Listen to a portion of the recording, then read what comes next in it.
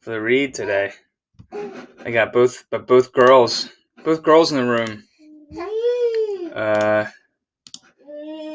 Both girls in the room ready to help me get through help us get through the newspaper. Marley down here. Grace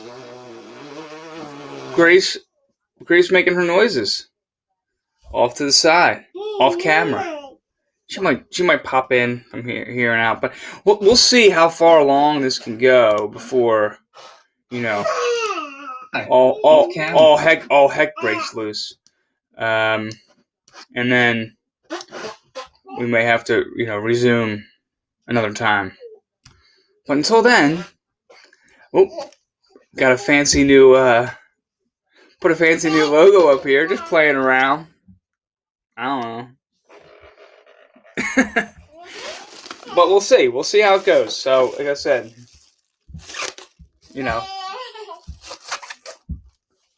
we'll see how the crowd reacts to this read, and we'll go from there. But 7 a.m. Saturday morning, we're opening up the paper, getting started together, the three of us. Right, Marley? Right, Grace? Yeah. All right. First piece of plastic off. See, there's double plastic today because it's raining.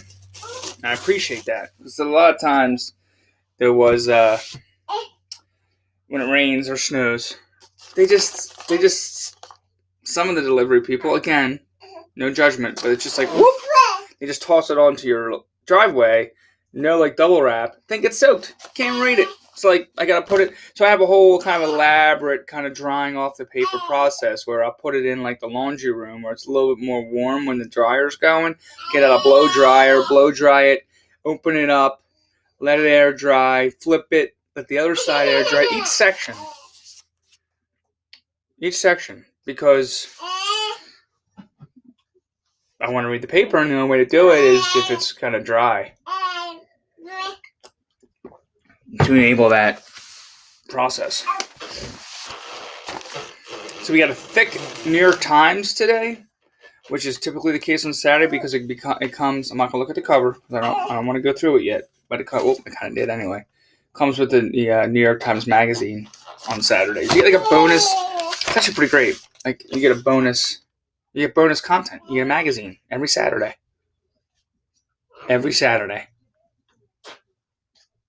Okay, I'm going to put this to the side because I'm going to get to the Times later, maybe when I can focus separately without the crowd.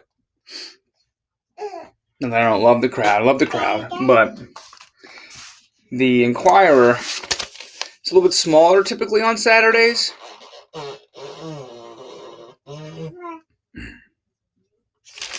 So it's going to be a little bit easier for us to get through together with a team in the background. So let's do it. What do you think?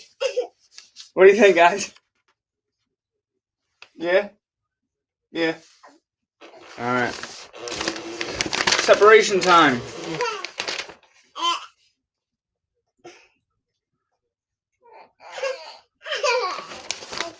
Front section.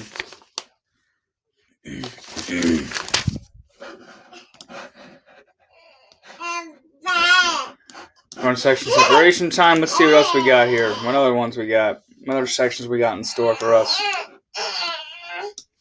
Really, guys? For reals?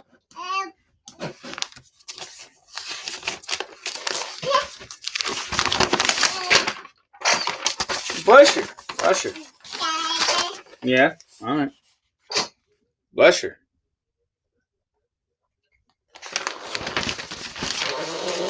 Like I said, super short section. We're going to be through this in no time on 7 a.m. on a Sat today. That's it. 3 sections. Inquirers on Saturdays are like, hey guys, take a little bit of time to yourselves. This Friday night into Saturday. As long as anything doesn't break too badly, we're going to just go thin on Sats. It's going to be our typical kind of... It's going to be our typical maneuvering.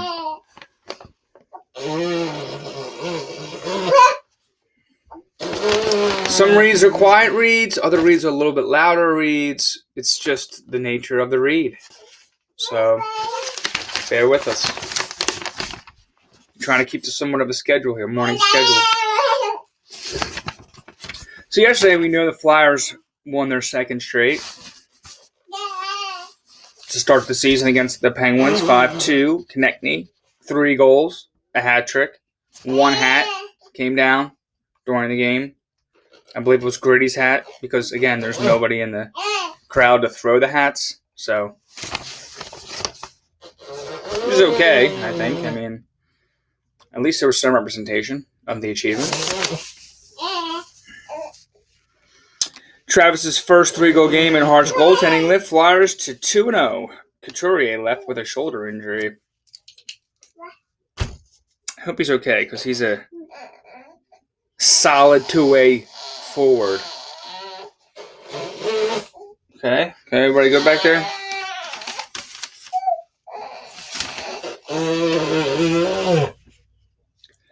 Philly's said to offer JT Realmuto a $100 million deal. Whoa.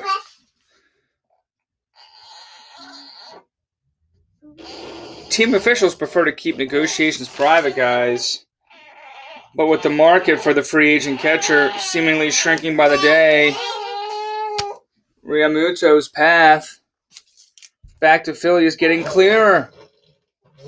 According to reporting Friday night by The Athletic, the Phillies have offered him a 5-year contract for slightly north of 100 million bones. Dollars, not actual, like, fossils. Money. Cash. In regards to any contract negotiation, we prefer to keep them confidential. Yeah. Phillies president. Who's this? Dave Montgomery? Dave Dombrowski said. All right, Dave. So he continues to maintain the hope to re-sign Realmuto. I'd like to know his stats. More about his stats, I feel like.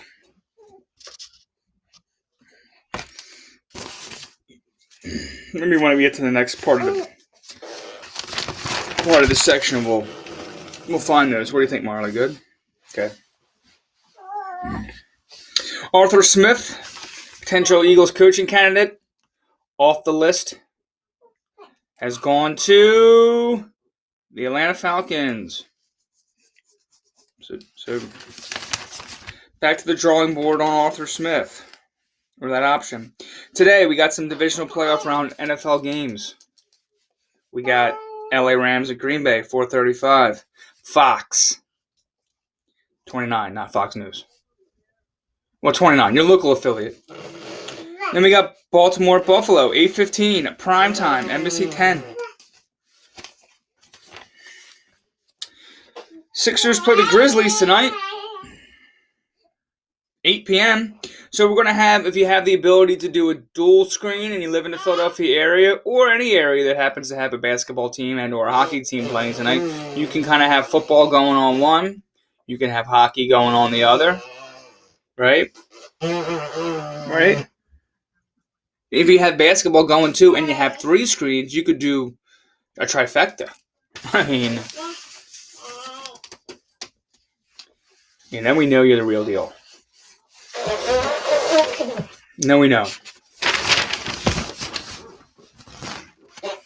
Embiid, Scott out for 2-game road trip. Joe Embiid won't make the 76ers weekend road trip due to right and knee pain. The Sixers 9-4 play in Memphis on Saturday and Oklahoma City on Sunday. In addition, forward Mike Scott is also out for the trip with right knee soreness. Okay. Memphis was supposed to play at Minnesota on Friday, but the game was postponed in accordance with the NBA's health and safety protocols. The Grizzlies were in Minnesota when the announcement was made that looks like more people have been tested positive on different teams. And Timberwolves' Karl Anthony Towns tested positive, and due to contact tracing among the Timberwolves team, Minnesota didn't have the required minimum of 8 players. Man, it is just the coronavirus, Grace, Marley, tearing up the NBA. It's driving down the lane. Elbowing people out of their way. and then slamming it home for a positive case in your face. I did see that the TV ratings for the NHL season are soaring, quote, for NHL season openers. And nothing else to watch, maybe? Like, wintertime is hockey time, right, Marley? So maybe, could be that people just want to watch hockey now, whereas in the spring and whatever, summer, it was a little bit less of a vibe of hockey, clearly, because it was hot outside.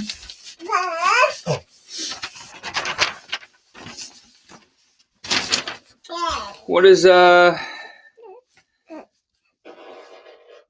this? Let's see the standings. I like to look at the standings. As you know, I usually pull out the standings. I take a look. I say, oh, where are we in juxtaposition with the rest of the teams in this certain league? And I say, well, it's only the first 2 games of the hockey season, so we're likely in first place at 2-0. Not that it makes much of a difference. Where are you? 2-0, along with Washington Capitals in the East Division.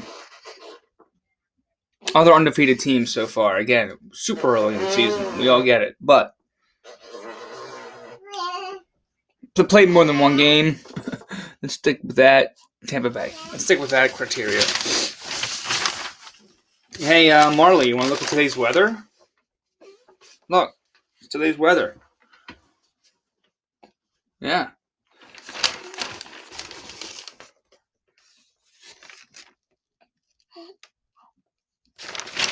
What we got today?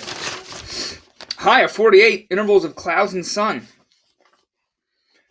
Could I get on my bike?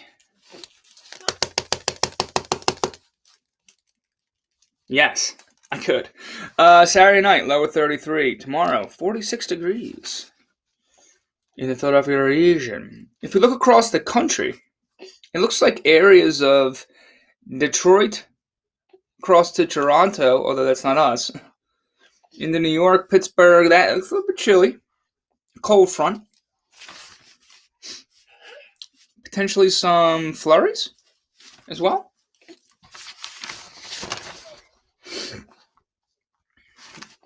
We got a sunset tonight at 5:02 p.m. It's getting into the 5 p.m. hour before the sun sets, which is good. It's good. It's very good. All right. Oh, and look, just real quick, you got it back-to-back. Actually, the Sixers will be playing both days this weekend, Saturday and Sunday. Flyers don't play again until Monday against the Sabres. Sports. Done. Grace, you okay? What is it, sweetie? Come on over here. The region.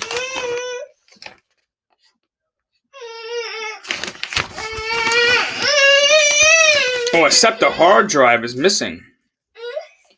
The report says the SEPTA is the Southeastern Pennsylvania Transportation Authority, for those that may not be familiar with the public transportation method around here, around the Philadelphia region.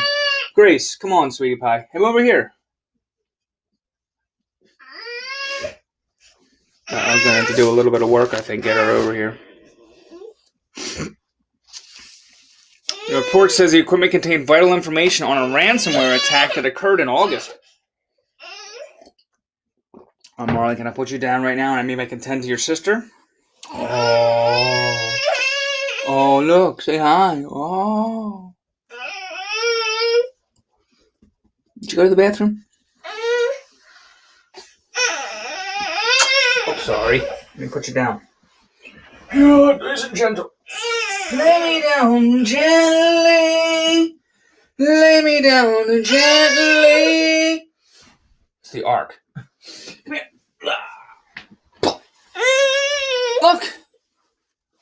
Look. It's all your look. It's all your fans. Oh, you want your oatmeal? Help me read this, please. We were talking about SEPTA's hard drive missing, which is strange.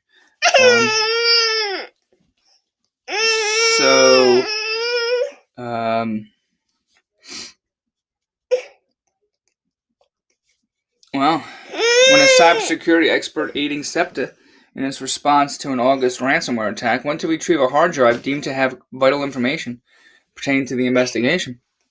He discovered that someone had been there before him. He thought perhaps a joke was being played on him and reached out to others involved in the effort, including Michael Zalitsky, SEPTA director of cybersecurity. There was no hard drive to be found. Somebody's got the SEPTA's hard drive. Got to be a valuable piece of information on there. The bus routes for all of North Philly. Right? Oh no, that's not possible. I mean, it's possible that there could actually be. Can we please have just a chill moment? Oh, what do you want? You want something to eat? All right. Here we go again. Round 2. Chill out, man.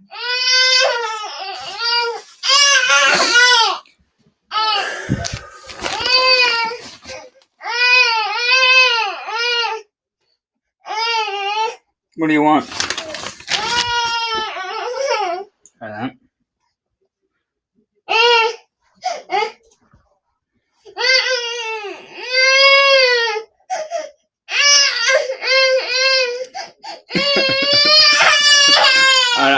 I'm gonna get her some more milk, so stay tuned. Watch my kids for me for a second.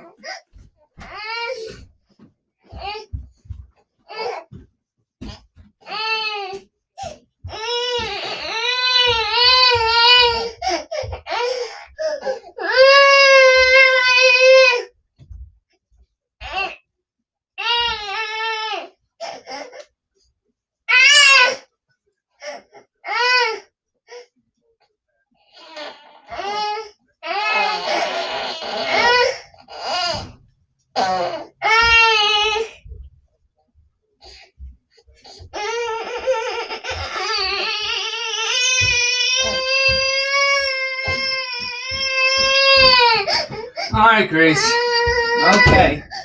Okay, here. Want some more? May I have some more?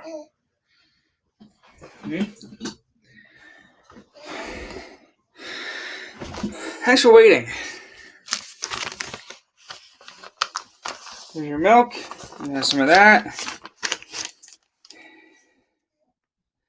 We move on from the SEPTA drama.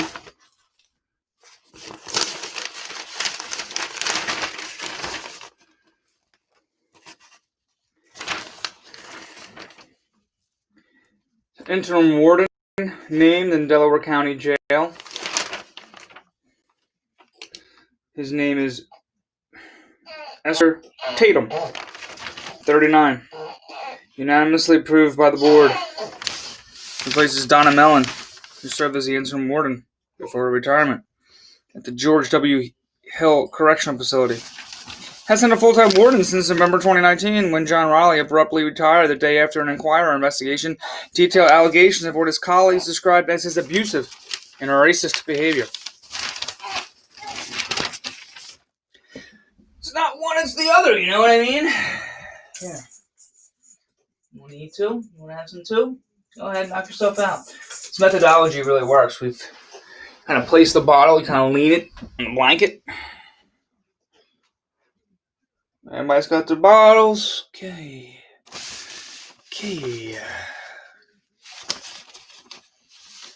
Another Catholic school gonna close after 112 years in June. St. Gabriel Catholic Church, 29th and Dickinson. Another opportunity for the Vatican to just peel off a piece of gold from its building.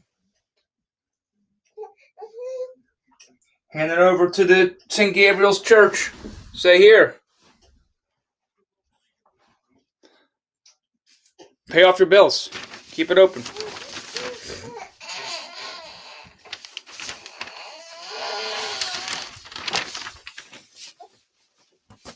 Oh, this small OBITS section today. Really not much in here. Just 2 people, really.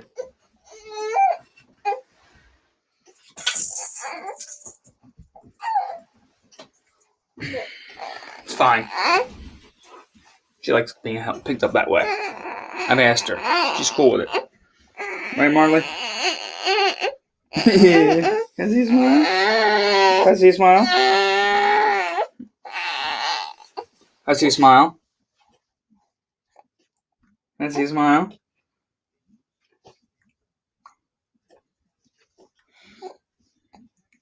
There it is. There it goes. That's my girl. Who we got? We got two people here. We have Selma Irene Daffaloo. She passed away born in 1938, passed away January 14th. And we have Hermine Colesby, 94. Rest in peace. She met her husband in 4th grade, and to whom she had been married for 72 years. 72! That means, okay, she's died at 94. That means, yeah, 22 years. She's 22 years old. Right? Nobody gets married that young anymore. No, not many people. Alright, well, rest in peace to those two.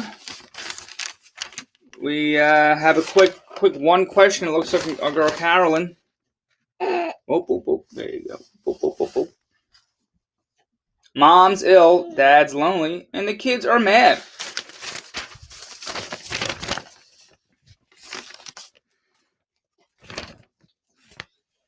My 86-year-old father has had a 2-year email correspondence with his old high school girlfriend. He writes to her at least once a day. He leaves his email open, so I've read them when I've been at the house. The kicker is that he's been happily married to my mom for more than 60 years. My mom is starting to suffer from slight mental decline, and I think he is lonely. My sister and I are pretty irritated. We want him to knock off the emailing. It doesn't always seem like the most productive, most supportive way to engage your father in this discovery that you want to bring to his attention. I would probably tread a little bit lightly,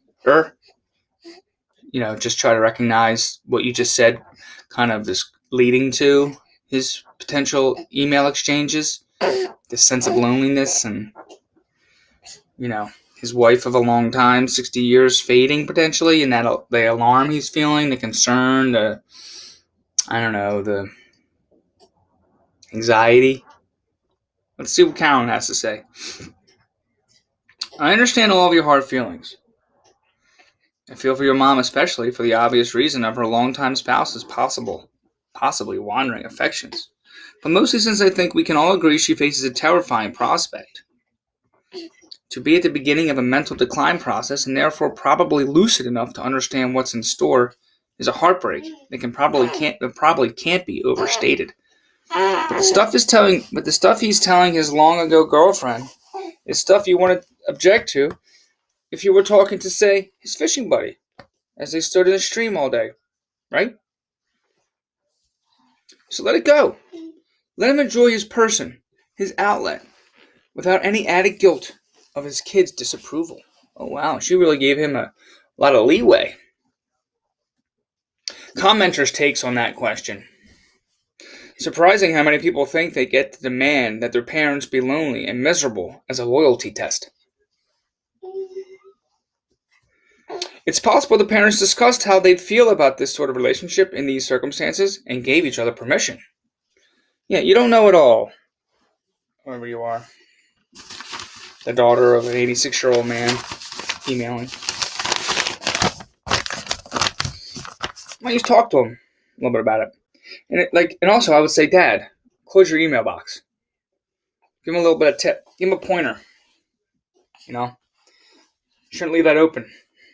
And you shouldn't be reading it. Especially shouldn't even touch on that. Why are you opening it and reading it, man? Close it down. Close the window when you see it open. You don't need to poke around in there.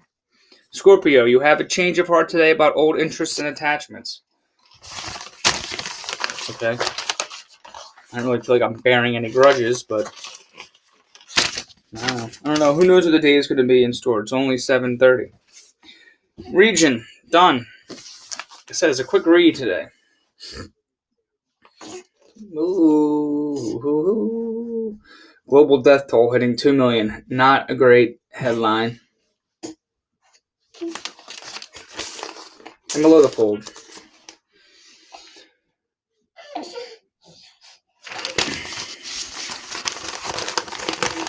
Okay. I remember seeing this guy's picture before when he was first charged. Police officer is cleared in beating Joseph Bologna Jr. You might pronounce it Bologna, but it's spelled Bologna. See?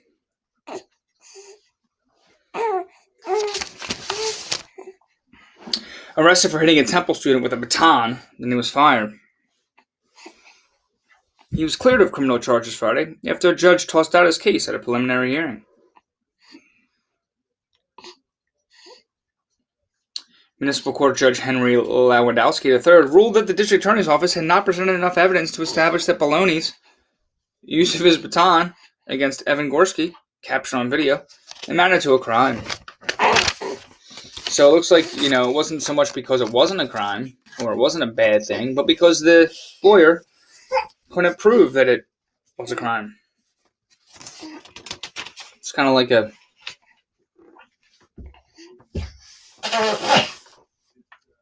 an unsatisfactory ending to that one. It's kind of like we forfeit. Everybody loses, except for the cop who beat me with the baton.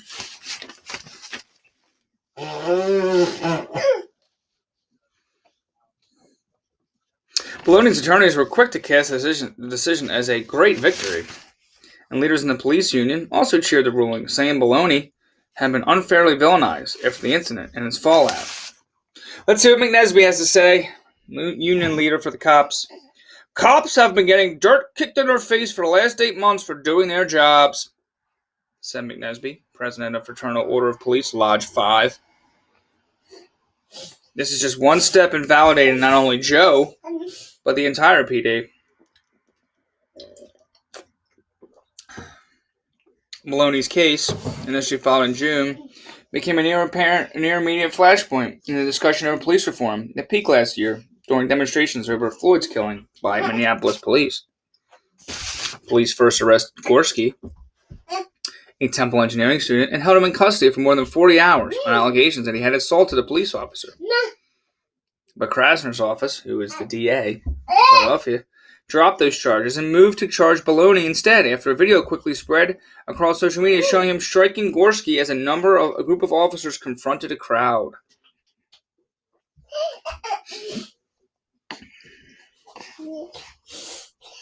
Policing isn't pretty, McNesby said. We had a riot situation going on. Here's our main man in horns again. I love him.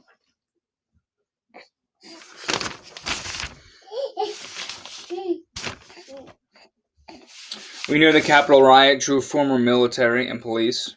As Donald Trump's supporters massed outside the Capitol last week and sang the national anthem, a line of men wearing olive drab helmets and body armor trudged purposefully up the marble stairs in a single file line, each man holding the jacket collar of the one ahead.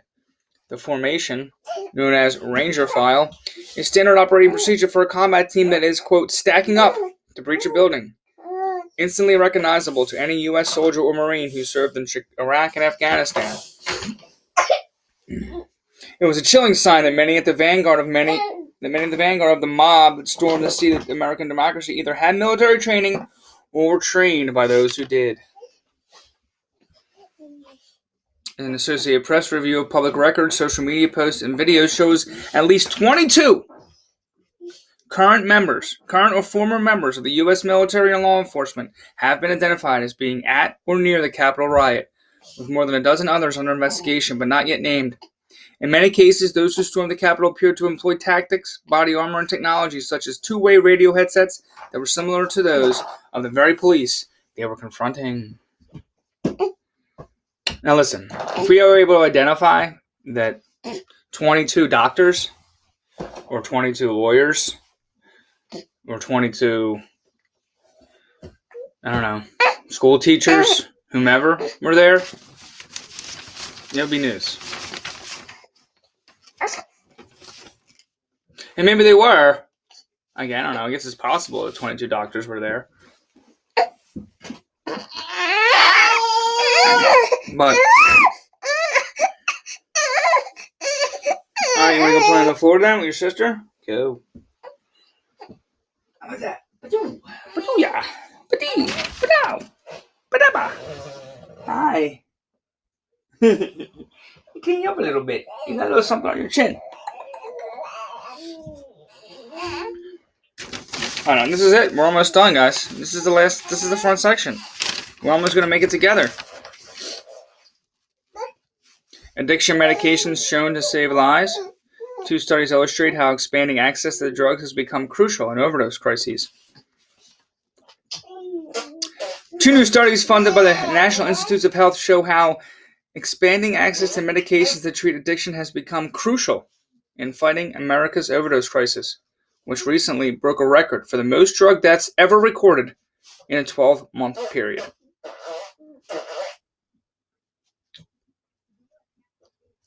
First study conducted by Duke University researchers and published in the journal Addiction this week followed people taking the opioid addiction treatment drug buprenorphine. Instead of being treated at a doctor's office, participants in the study were able to get care at a community pharmacy. Yeah, maybe we should help people with drug addictions instead of throwing them in jail. You know, help them get through the addiction, give them treatment. Instead of just saying, okay, you had a couple grams of something or a couple, whatever the weight is of other drugs, you're going to jail. It's not working, the other kind of war on drugs philosophy or methodology, so let's try something else.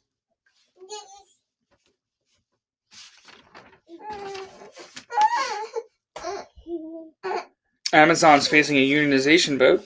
6,000 warehouse workers in Bessemer, Alabama will cast ballots by mail in an election that could emerge as a major labor battle. It's going to face its first union vote, Amazon, on U.S. soil in 7 years on February 8th, when ballots will be mailed to warehouse workers in Bessemer, Alabama, for an election that could emerge as a major labor battle at one of the country's largest employers. A National Labor Relations Board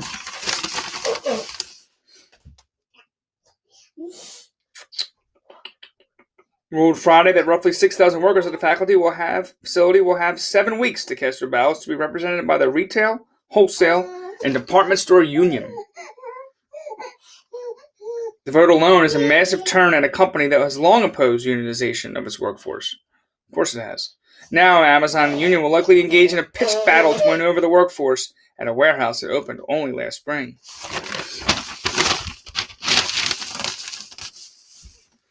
And that's it. Like I said, Saturday Inquirer. Usually pretty meager. But that's it. So thank you for taking the time. We have a nice chunk left here that we got to get through of the New York Times. I mean, this is going to be a heck of a read later. For now, I bid you adieu. Have a nice Saturday morning. I'm going to tend to the 2 ladies over here. And then we'll stop back later. Take care.